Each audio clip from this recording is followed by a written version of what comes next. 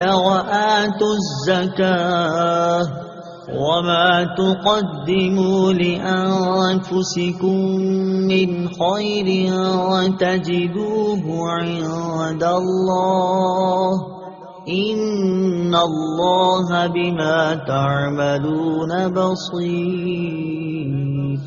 ترجمہ: اور نماز قائم رکھو اور زکوٰۃ دو اور اپنی جانوں کے لیے جو بھلائی تم آگے بھیجو گے اسے اللہ کے یہاں پاؤ گے، بے شک اللہ تمہارے سب کام دیکھ رہا ہے۔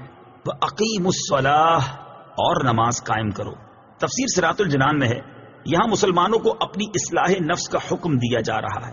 اس سے معلوم ہوا کہ آدمی کسی بھی دینی یا دنیاوی اہم کام میں مصروف ہو، اسے اپنے نفس کی اصلاح سے غافل نہیں ہونا چاہیے۔ عین حالت جہاد میں بھی نماز خوف کا حکم موجود ہے۔ طلاق کے مسائل بیان کرتے ہوئے بھی اللہ تعالیٰ نے نماز اور تقوی کے احکام بیان فرمائے ہیں۔ لہٰذا اگر کوئی نیکی کی دعوت میں یا علم دین کے حصول یا کسی دوسرے اہم دینی کام میں مشغول ہے تو اسے اپنی اصلاح سے غافل نہیں ہونا۔